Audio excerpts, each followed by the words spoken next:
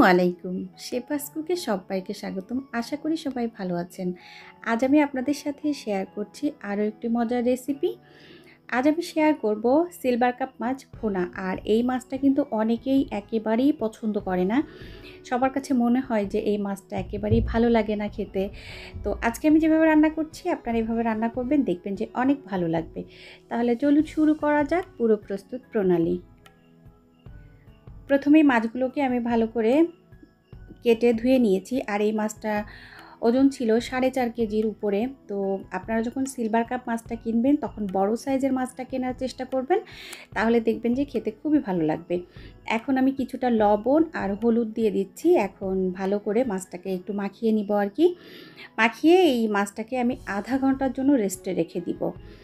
আর অবশ্যই আধা ঘন্টার জন্য রেস্টে রাখতে হবে। আর একটা কথা, মাছগুলোকে কিন্তু আমি লবণ দিয়ে ভালো করে ধুয়ে নিয়েছি। আর ফ্রোজেন যারা রাখবেন তারা মাছ ধোয়ার পরে একটা বক্সের মধ্যে করে পানি দিয়ে রাখবেন, তাহলে অনেক দিন পর্যন্ত টাটকা থাকবে মাছগুলো। তো এখন রান্নাতে চলে যাচ্ছি। প্যান বসিয়ে দিয়েছি, গরম হয়ে গিয়েছে। এই পর্যায়ে আমি তেল দিয়ে দিচ্ছি পরিমাণ মতো। আপনারা যে যেমন তেল খান সেই অনুযায়ী দিয়ে নেবেন। এখন তেলটা গরম হয়ে গিয়েছে, এই পর্যায়ে আমি মাছগুলো দিয়ে দিচ্ছি।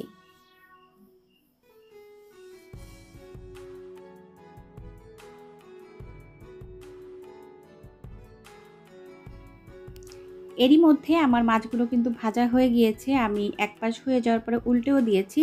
আর আজকের মাছগুলো আমি একটু কড়া ভাজি করে নিচ্ছি, যেহেতু মাছটা ফ্রোজেন ছিল। তো টাটকা মাছ এত ভাজি করবেন না, হালকা ভাজি দিবেন। তো মাছ ভাজা হয়ে গিয়েছে, এখন রান্নাতে চলে যাচ্ছি। তো এই একই প্যানের মধ্যে আমি মাছটা উঠিয়ে এর মধ্যে হাফ কাপ পরিমাণ পেঁয়াজ কুচি দিয়ে দিলাম।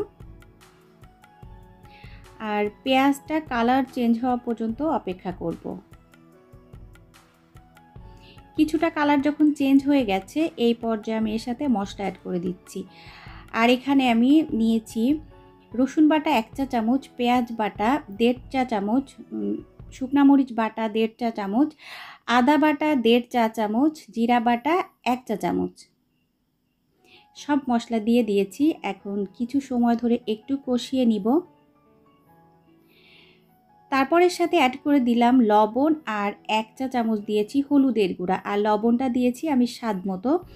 তো নতুন রাঁধুনিদের জন্য প্রথমে একটু লবণটা দিয়ে চেখে দেখে, মানে একটু খেয়ে দেখে তারপরে আবার একটু দিলে হবে। প্রথমেই লবণটা বেশি হয়ে গেলে কিন্তু তারপরে আর করার কিছু থাকে না, কম হলে আবার দেওয়া যায়। তো মশলাটাকে একটু পানি দিয়ে ভালো করে কষিয়ে নিয়েছি তেল ওঠা পর্যন্ত। এই পর্যায়ে আমি এখন এর সাথে ঝোলের জন্য পানিটা দিয়ে দিব।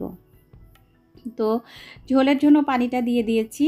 তো এখন ঢেকেও দিয়েছিলাম।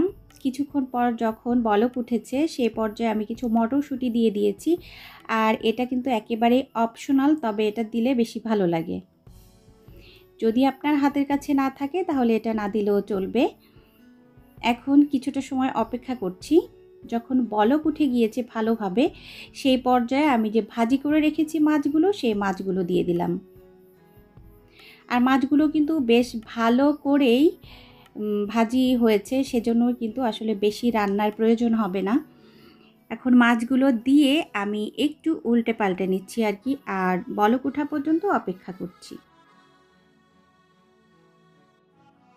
মাছগুলো দেওয়ার পরে যখন ভালো করে বলক উঠে গিয়েছে, সেই পর্যায়ে আমি এর সাথে অ্যাড করে দিলাম 2টি টমেটো।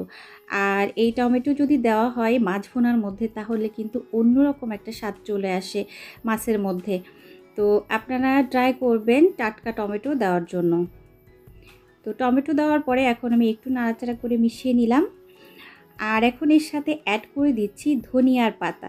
তো অনেকেই বলে আমাকে আমি নাকি ধনিয়া পাতা খোর। তো যাই হোক, আসলে হাতের কাছে থাকলে আমি দেওয়ার চেষ্টা করি। তো ধনিয়া পাতা দিয়ে দিয়েছি। এখন ধনিয়া পাতা দিয়ে আমি আরেকটু নাড়াচাড়া করলাম।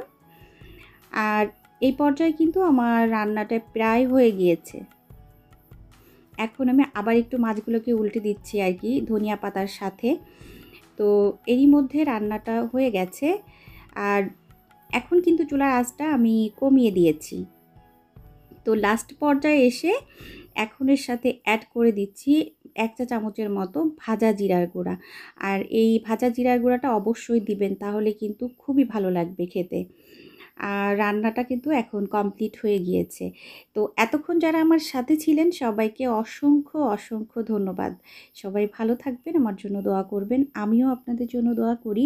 আপনারা ভালো থাকুন, সুস্থ থাকুন আর নিত্য নতুন রান্না করে প্রিয়জনকে খাওয়ান। আগামী রেসিপি দেখার আমন্ত্রণ জানিয়ে আজকের মতো আমি শেফা বিদায় নিচ্ছি। আল্লাহ হাফিজ। আসসালামু আলাইকুম।